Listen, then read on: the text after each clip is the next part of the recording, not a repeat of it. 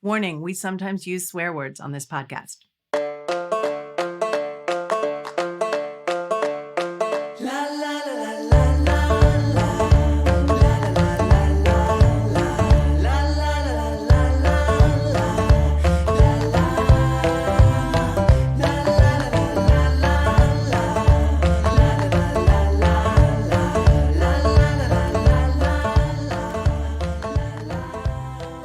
Hi, we're on cue. Thanks for joining us. I'm Liz. I'm a music supervisor. And I'm Trish. I'm a film director. And we're going to dish about music and movies and just life. And we're not experts. We're not critics. We are just going to talk about things that we're watching at the moment, listening to, life, all of that good stuff. Yeah. We don't feel particularly qualified to judge any of this stuff. And that's really not our purpose. We just want to talk about stuff. And, you know, we've never done a podcast. No, we've never done a podcast. We don't really know what we're doing. Absolutely not. We got proper mics, lighting. Yeah, we're just going to give this a go. So forgive us that it's going to be real clunky and awkward for a while, maybe forever, because I think we're sort of clunky, awkward people and we're kind of into that. So yeah, this is our podcast.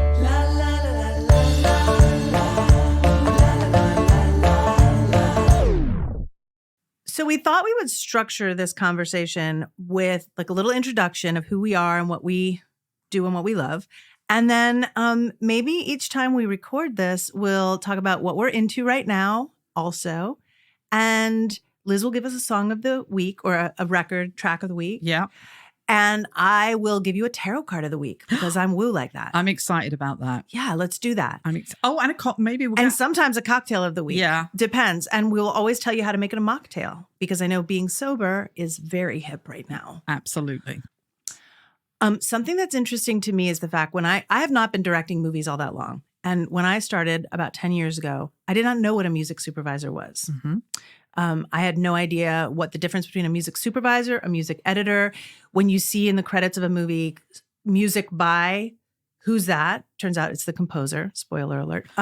But, you know, I didn't know. And I was directing a studio movie and I didn't know these things. I think most directors do know those things, but I didn't. And so I would forgive any layperson or film industry person who doesn't know what those things are. So let's talk about our jobs, shall we? Okay. Yeah, I think more people know a bit more about music supervisors these days. I've been doing this 25 years and I know I don't look old enough. But you're very youthful. Thank you. And you know, back in the day when I was doing it in the UK, there weren't many music supervisors around. Now there's tons of us. I also think, most people know more about movies than I do. I'm not actually a movie person, even though I do it for a living. So maybe people do. And I love that. I love that you always say that you don't. I don't like movies.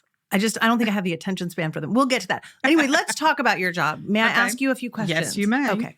So in a nutshell, can you just describe what a music supervisor does? Pardon us if you are familiar with this. If you're in this business and you know everything of this already, you can just turn the fucking podcast off now. But Liz, tell us what a music supervisor is. Crikey. I think a big part of it is, it's about working with the director on the musical vision of the film or the TV series.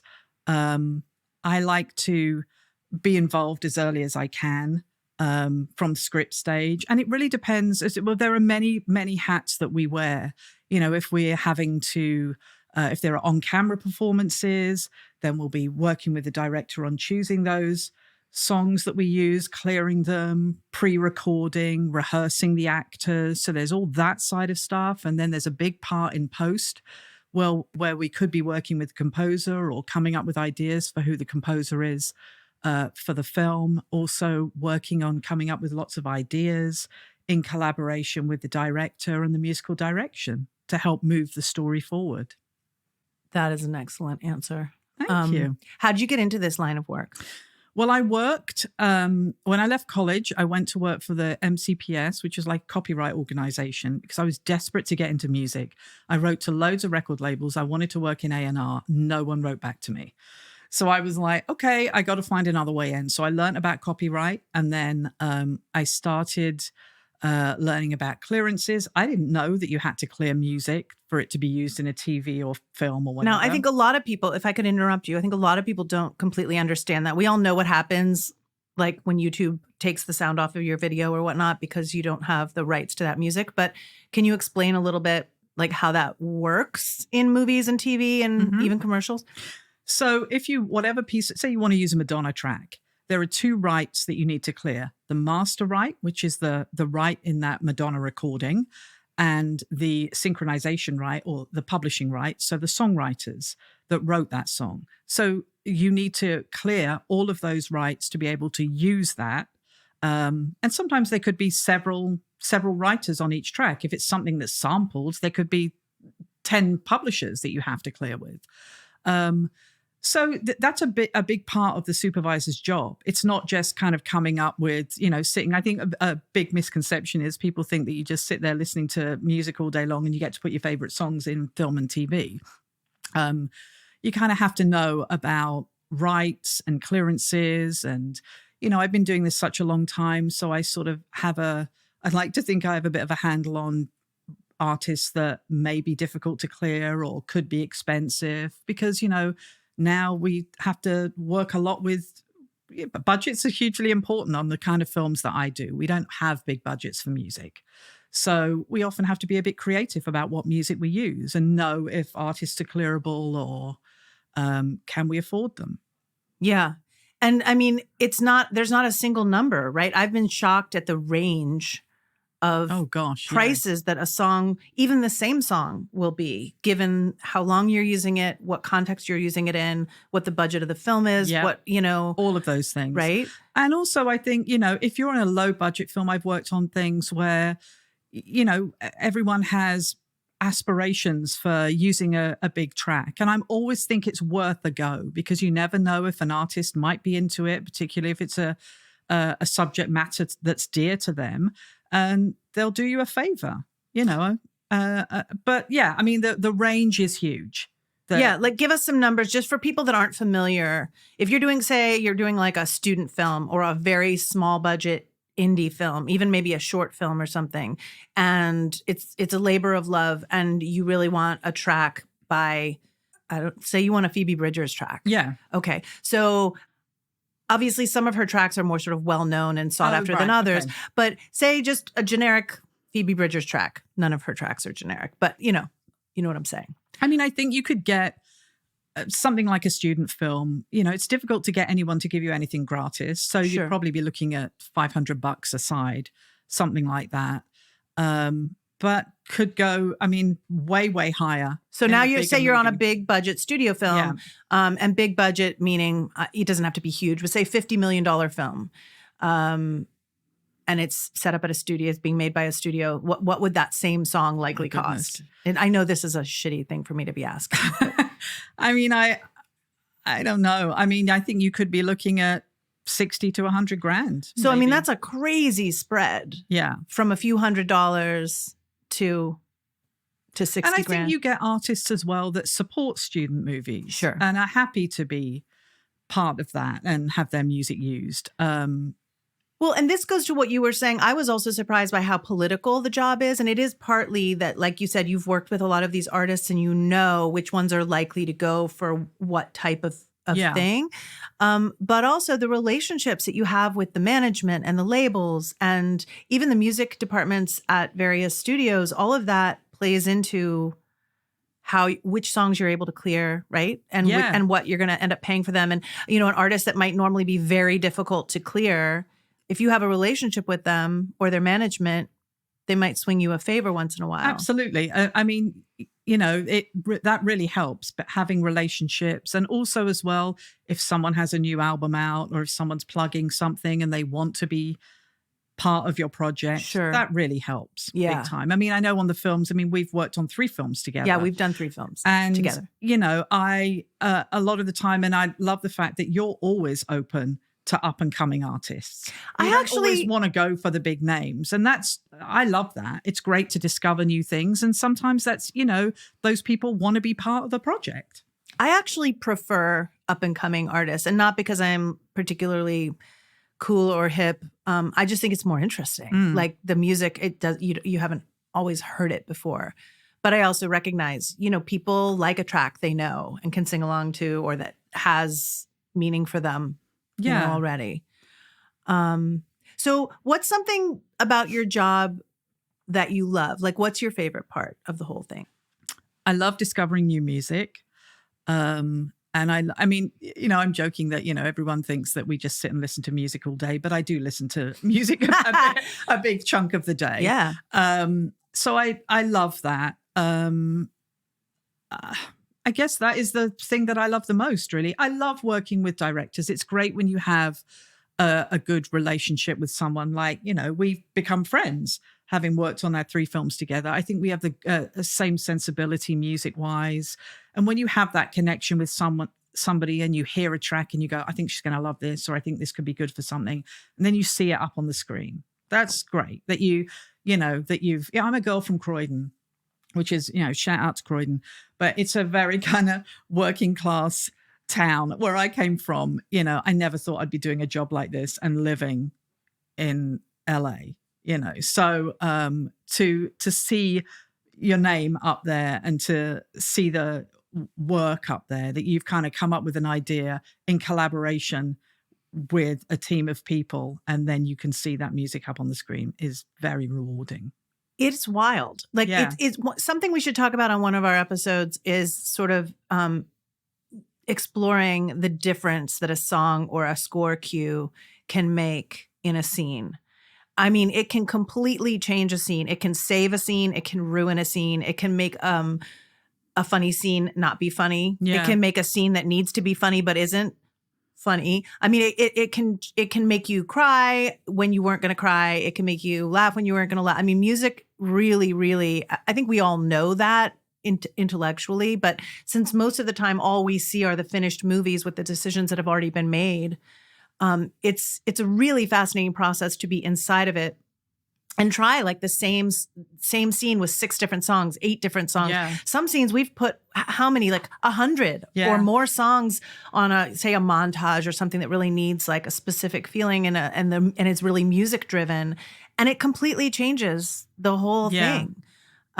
So yeah, it is. And it is really satisfying to see the finished thing and see that the music is now part of this living, breathing, finished piece of something that's going to go out in the world. And if it's doing its job right, it's moving the story forward. It's helping. Yeah. So that's exactly, that's cool.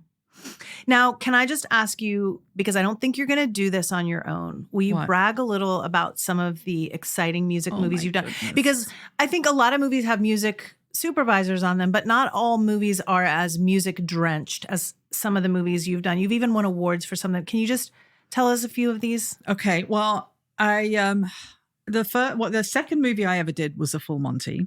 The Full Monty. Yeah. I mean, come on. And that was great. I peaked very early, and I loved that movie. I love that movie too. It was lots of fun. So that was great. I kind of was, I was really happy to be in sort of British indie films at the late 90s, early 2000s. So I did things like Bend It Like Beckham and Calendar Girls and Kinky Boots and all of those films. They were just so much fun. I also did a film actually right at the beginning of my career. It was a documentary called One Day in September, and it won an Oscar. And it was the first film I ever did with a very good friend of mine, producer John Batsek, who's produced some amazing, amazing documentaries. And that was tough because it was about the Munich 72 Olympic Games. But that's great badass. Film. It's a really great film. And then, of course, there's 3 films we've worked on. Those have been really fun. The Sleepover, Players, and Sitting in Bars with Cake, which is a personal favorite of mine. Same. I know. I love that movie.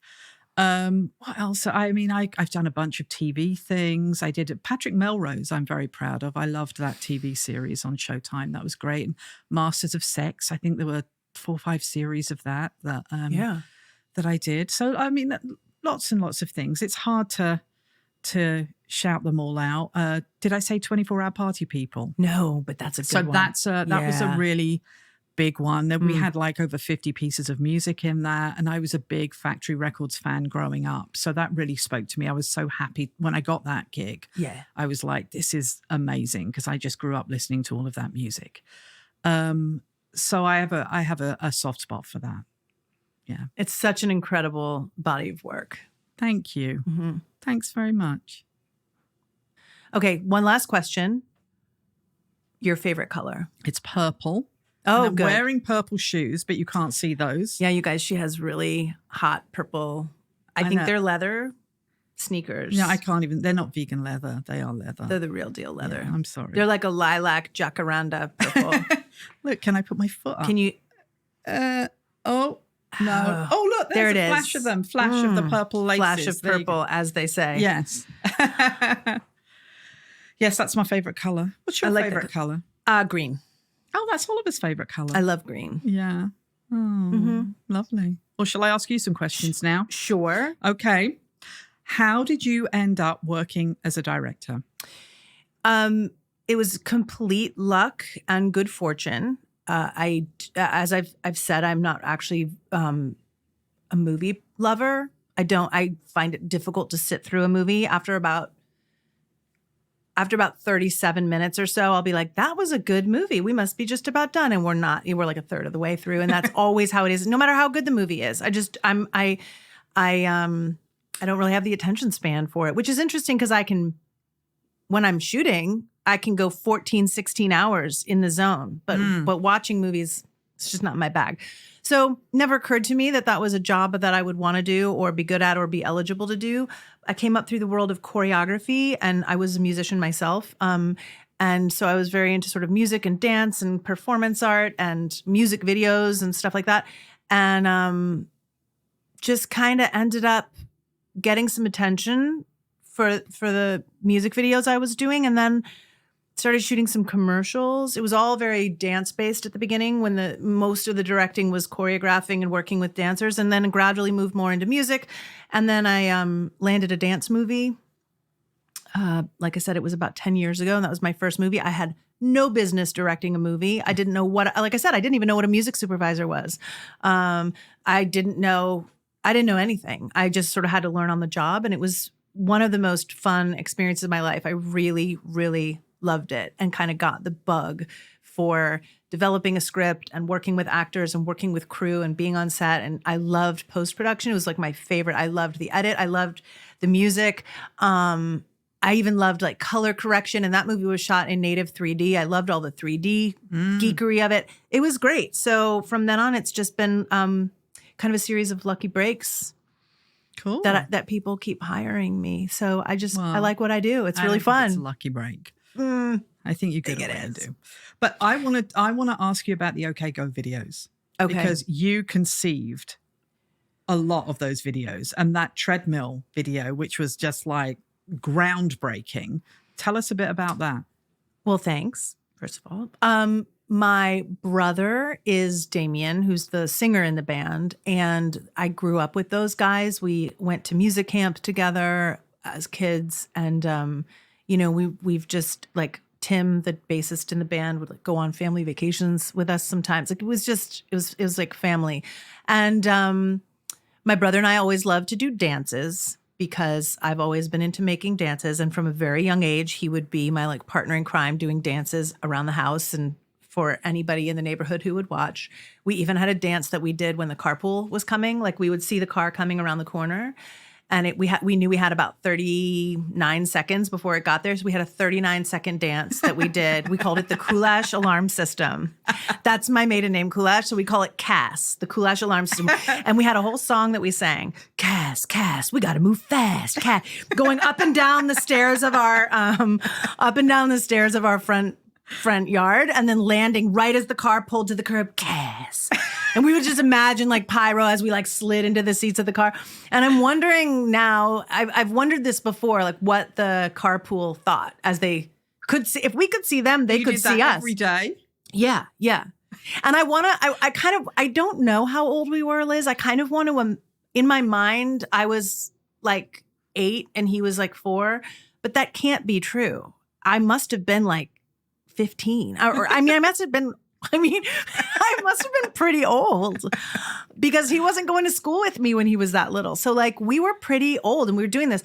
So we've always done that kind of thing. And so it made sense when they needed music videos, like, well, we'll make dances. So we just started making dances. And when we got tired of just dancing, we started introducing things like treadmills or dogs or plexiglass. That one in the sky. Or airplanes. Oh yeah. God, that or airplanes. Crazy. That was my last one with them. And their videos have been such a great training ground for me in just making stuff and finding solutions to problems and letting your kind of crazy imagination go wild. Yeah. And I'm really grateful to them and, to everybody who watched them so that we would always get to make another one. Well, kudos to you because, they were groundbreaking, those videos. They were fantastic. Didn't they do like the performance on MTV Awards or something like that? We did the treadmills on the MTV Music Awards one year. That. Yeah.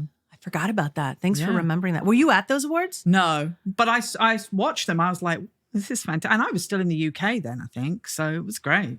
Wow. Yeah. Thanks. So what's your favorite thing about being a director? I think my favorite thing is how many different hats a director gets to wear. Because like I said, my attention span is pretty it's pretty short. Right. And so from development where you're working on the script and you're working on the story and the characters, because no script is ever really finished. So even when you get a fabulous script, there's going to be stuff that gets done to it. I love that. I love the story and the character. I love casting, finding the people who are going to bring these characters to life. And that, just like we were talking about, the perfect song changes an entire scene. The perfect actor completely changes the way a character seems, whether you like them, whether you don't like them, whether they make you laugh, whether they are creepy, whether they, just how lines take on a whole new meaning depending on who says them. So casting process is awesome. I love being on set and shooting. I find it really invigorating. I love the solving problems in real time. And I absolutely love how many people, if I had to say one thing that my favorite part of the job is, it's all those people. Very, very, very few movies are made by one person. I suppose you could go out with your iPhone in the forest and make your own movie, and people probably do. But most movies, whether it's a big crew or a tiny crew, you have collaborators. And they're not done by one person. It's not a solitary project. It's all these, and people are so good at their jobs, and people have so many wonderful ideas. And you get to kind of, as the director, curate them and help nurture the best ideas and help people bounce ideas off of each other on set and off. I love post because you get to carve the whole movie all over again. You thought you knew it from the script, and then you thought you knew it when you were shooting it, and then you get into post and you start all over again. Scenes get moved around, scenes get cut. You steal bits and pieces from here and move them there. You add a montage where there wasn't one. You cut an entire 10 minutes out of the middle of the movie when it was dragging. You really reinvent the movie. And then, as we've talked about, you add music, which completely changes it, and you color it so that it creates a feeling. You've been working with Avid footage, which is, the editing software. It just overlays, basic filters that are for cutting. But when you go and start actually with a colorist tweaking the color arcs of the movie and figuring out how dark and how light, how purple, how rich, how grainy, it's an awesome, so every day is different. And for someone like me that has trouble staying interested in anything for very long. Sounds like the perfect job. No 2 days I are love the alike. collaboration too. It's the best. I really enjoy that. When you work with great producers and directors, or you all just are on the same page. It's so nice when you have that same kind, for me, musical sensibility. Or even if you can, I've loved working on projects where a director has an idea of what they want, but they're always open to other ideas, and so you can bring those and whether they work or not. I think sometimes, putting songs on that really don't work helps you get to where the right path is musically for the film. Absolutely. I think that's as important as starting off with, this is the right track. Trying to find the right track straight off the bat is really hard to do. But sometimes going down the wrong road helps you even more. Absolutely. And because we do this when we're prepping a film and shooting, you and I often make a playlist. Yeah. And I'll use that as I'm working both in my sort of office or my apartment when I'm shooting, but also I'll bring it on set with us and we'll play those songs sometimes to get the whole crew on the same page or to establish the tone for a scene. And I don't think any of the songs on those playlists have ever made it into the actual movie. Yeah. They've been great for establishing the tone and the feeling. And for whatever reason, the movie has changed so much by the time we're finishing it and making these final decisions that the songs that guided it along the way, you now need something different. And you know why. Like you could try putting those songs on and you'll realize, oh, it doesn't have enough of this, doesn't have enough of that. It doesn't bring out this feeling. Yeah. And it's really interesting to watch the thing have a life of its own and evolve. Yeah. Yeah. I know. I thought that when we were doing Singing Bars with Cake and we both spoke, we kind of, I was like, oh, I think this could be interesting. And by the time we got in post, it was like, no, this is not the way we want to go at all. But when we were reading the script and when you were shooting and stuff, it was kind of like, I think this vibe could be great. It wasn't the right vibe, but that got us to where we needed to be. And it is interesting. And I think this is part of what is so magical about this process of making movies is there's a book by Elizabeth Gilbert called Big Magic where she talks about the creative process. She's a writer, so it's a different process for her, but where basically like inspiration and creative work kind of creates itself and you're really just the facilitator of it. And I really believe that, especially in filmmaking, because by the time this movie exists in the world as a finished thing, it is doing things you never pictured it doing. It is saying things and making people it has opinions of its own. And I think as a director and a music supervisor, so much of your job is sort of listening to what it wants. Yeah. And sometimes you're really surprised. I've put a lot of cues, and this, needle drops and songs and stuff in movies that I don't like. I don't like the song, but it works in the scene. And you have to admit the movie wants this song. I can't fucking stand the song. I mean, I got to say that's a big part of my job. I've put things in that it's just not my cup of tea at all. Same. But you can hear that they are perfect for it. And what's kind of interesting is I very rarely put any of my all-time favorite songs ever in movies. Same. It's just never worked out. And I never, a lot of the time, put them forward because I'm like, I'd be suggesting this because I love this song. Actually, in Kinky Boots, I used Wild is the Wind by Nina Simone. And it worked brilliantly. Yeah. That's about the only time I've ever, because that's up there in my top 5 songs of all time. That's the only time I think I've ever used one of my favorite songs. It's like, it feels like showing someone your vagina. It's like so intimate and personal to put your actual favorite songs out. It's like, what if somebody thinks it doesn't work? And they like rip it apart. Or it just doesn't do for people what it does. Okay, so do you remember in the sleepover, there's this is a movie that we made a few years back, and it's sort of a kid family adventure movie. And there's this one scene where there's a kiss between 2 adults. And we couldn't find we thought it might need score, and then we thought it might need a song, and we tried different things. And this is one of those times where I showed my vagina. Like I picked one of my all-time favorite songs, the Pixies, Hey. Yeah. And I was like, because I find that song so achingly melancholy, sexy, passionate, grody. Like I was like, it's going to be perfect. And I knew that as one of my favorite songs, you're taking a risk. Yeah. So we tried it in there, and we actually had a screening with it. I don't know if you remember this. We did friends and family screening. Yeah. This is in the rough cut stage of the movie. And we showed it to probably a room full of 20 people. And afterwards, I was like, guys, and so we ask everybody's advice, right? I was like, guys, how do we feel about the Pixies song? Because I was so excited about it. And to a person, everyone in the room was like, thumbs down, boo. No, I don't think I was there for that screen. They were like, we love that song, but not for that. And moment. yeah, it's like devastating. But they were right. And because you can get blinded by your own songs. Yeah. You're like, it's going to work everywhere because this song makes me feel a certain way, so it's going to make everybody feel that way. Yeah. And that's not how songs work. No. It is. It doesn't happen that much that you can really get. That's not to say that everything you put in. I mean, I love discovering stuff and going, this is my new favorite song, and then playing it to someone and it works. Yeah. I mean, that's great. But my kind of classic favorite songs, it's only Wild is the Wind that is the only one that's got in there. Everybody go listen to Wild is the Wind. It's beautiful. Yeah. It's so lovely. It's the best. I mean, so many great versions of that song, but Nina's is just her voice is, come on. Yeah. What are you going to... By the way, I think this is a good time to address the fact that we can't really play songs on our podcast because of that very clearance issue we talked about earlier. Yes. However, you being a music supervisor gives you certain inroads to songs that we can play. So every time we do this podcast, you're going to play us a record of the week. I am. And it's very special to be able to play a song on a podcast. Yes.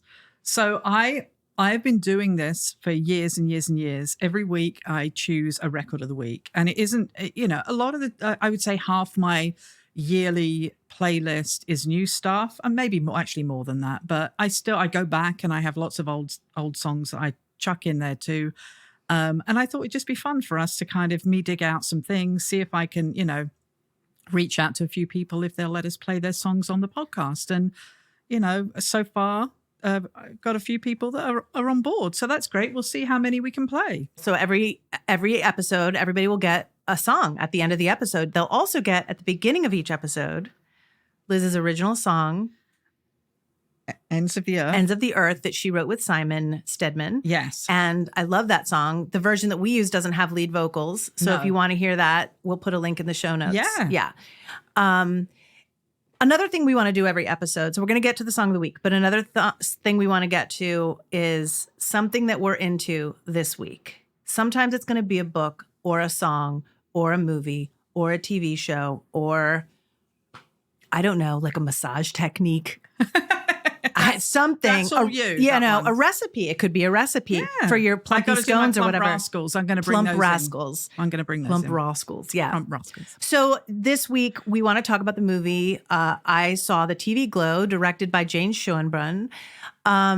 It is released in movie theaters. I think it came out May 17th. So by the time you guys hear this, it will have been out for a week or two.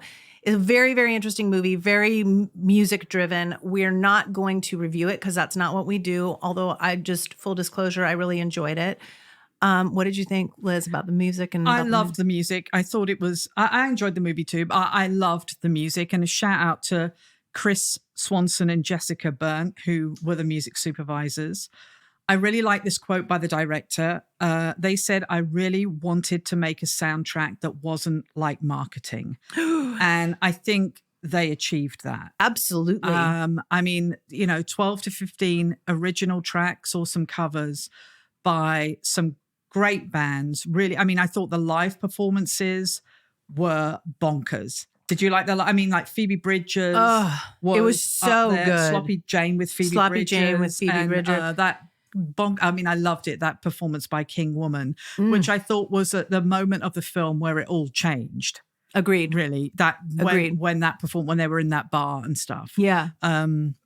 Next week, we're going to talk about live performances or on-camera musical performances and the unique challenges of that. This movie definitely had a couple of on-camera music moments. Yeah. It's really fabulous needle drops. Yes. Which is, I'm sure everybody knows, but when you drop a song in, it's not score, it's not source music that's playing in the environment. It's a soundtrack song. Yeah. And what's the one driving around at night, driving around in car? Like, it was a song by, I think the band is Florist. Oh, yes. Yeah. Holy, that was for me, great. That was like a standout song moment. That was cool.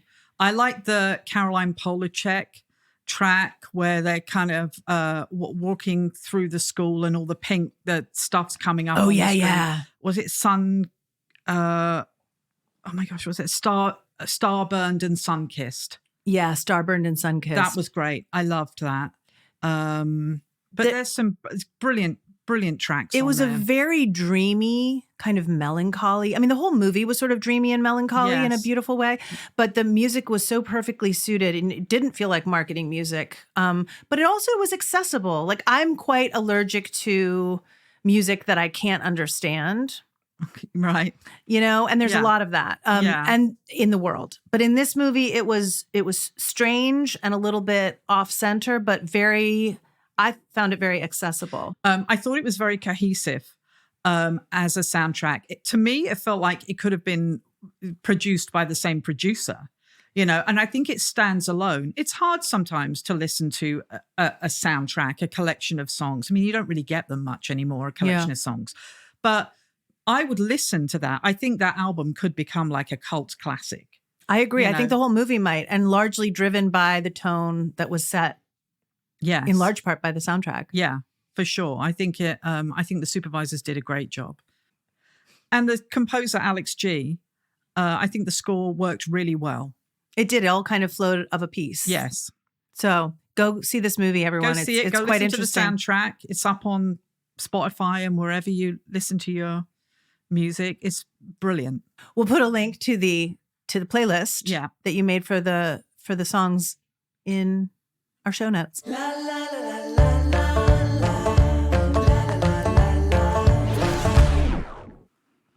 So, in honor of the thing that we're into this week, which is I Saw the TV Glow, I've made an original cocktail called the Pink Opaque. If you've seen the movie, you know what that refers to. Pink Opaque plays heavily into the movie. So I made this drink. We're going to put the recipe in the show notes. But basically, it is 1 ounce of Pisco or white light rum, 1 ounce of Campari, 1 ounce of lemon juice. I used fresh lemon that we squeezed that came right off of my tree. And then 1/2 ounce of coconut cream, which is what makes it opaque. Yum. And you shake it up in your shaker on ice, and then you strain it into a pretty glass. And here's a trick. You can buy dried flowers because people make tea out of all kinds of flowers. I garnish mine with dried roses and dried jasmine to make it look extra girly. They look gorgeous. And I love the fact you serve it up because I'm such a girl. I love my cocktails up. I do too. I'm going to have a taste. Cheers to the first inaugural episode of On Cue. Cheers to the Pink Opaque. Cheers to the Pink Opaque. And it's a little weird, right? It's a little herbaceous. Oh my Lord. It's I a little like that actually. It's kind of a weird one. It is a weird one. It's not too creamy. I'm getting the lemon. I'm getting that little kick, that zesty lemon flavor. I like that. I tried it without lemon first, and it needed something to kind of brighten it up. It was very woodsy and heavy. Oh. So the lemon kind of brightened it. Do you know what I like? As you come in for the sip, you get the roses on your nose. The roses on your nose. You get that aroma. You feel like there's a bit of rose in it. Putting dried flowers on your cocktails makes you seem so fancy. By the way, for those of you who don't drink alcohol or aren't in the mood for alcohol, you can replace the rum or the Pisco with ginger ale. You can replace the Campari with cranberry juice. And then you'll have a cocktail that looks exactly like this, pink and opaque, and tastes delicious. You can garnish it with dried flowers. And you won't be drinking any alcohol. I love that. I also love that it's called the Pink Opaque because I'm a massive Cocteau Twins fan. Never used a Cocteau Twins song in any film or TV show I've ever supervised. Well, you should tell people that's where the name comes from. It is. It comes from, they did an album in the 80s called the Pink Opaque. And I'm sure that's where Jane came up with it. Because and when I saw that, I was like, yes. Yeah. So I love that we are drinking a Pink This Opaque. bad boy, bad girl, bad non-binary cocktail. Bad them. Bad them.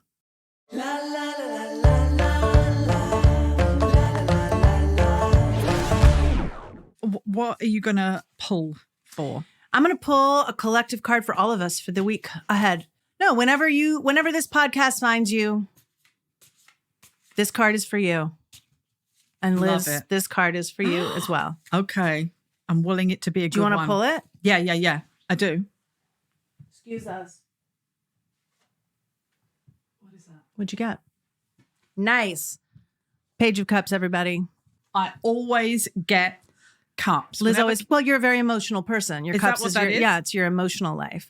Anyway, look at this, guys. There's a fish popping out of this cup. Something new and exciting is happening this week for us emotionally or in our hearts. Okay. And it's probably a good thing. Pages are usually good messages and good new stuff cropping up. But I think the important thing with the pages is that we stay open to it and we don't pretend we know it all. Okay. Let's not pretend we know it all, No, I don't pretend I know it all. especially in the emotional realms. But anyway, something good's going to come up. Look for a little Nice. fish to jump out of your cup and be delighted by it. I love that. Okay. Okay, thank you. And you got something for us as well. I have. I'm going to do we spoke about it earlier, record of the week. Okay. And this week's record of the week is called Here Comes the Flood. It's by Kyoto. And Kyoto is Lou Rhodes from Lamb and Rowan Heath, who was in Urban Cookie Collective. Do you know Urban Cookie Collective? You know better than to ask me if I know anybody. I know nobody ever in anything. So no, I don't. But he sounds rad. Or they? Yeah. Or she? No, but he.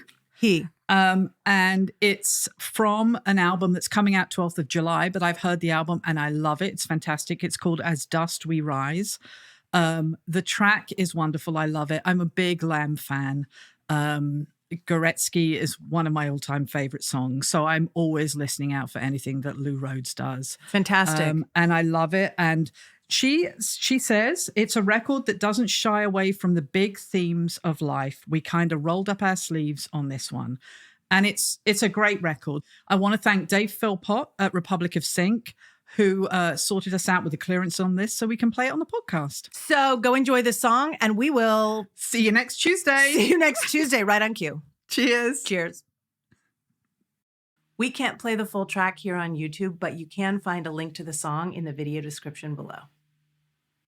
We're also really interested in getting your questions, anything that you guys would be interested in talking about: music, film, parenting, plants, tarot, Chickens. Purple, chickens, Dogs. anything. Donkeys. Dogs, I love donkeys. mini donkeys or regular sized donkeys. Anything you want to talk about or questions that you have, please send us an email. It's hello@oncuepodcast.com. On Cue is produced and edited by Walter Sie, and the theme song is Ends of the Earth by Simon Stedman and T.T. McGruber.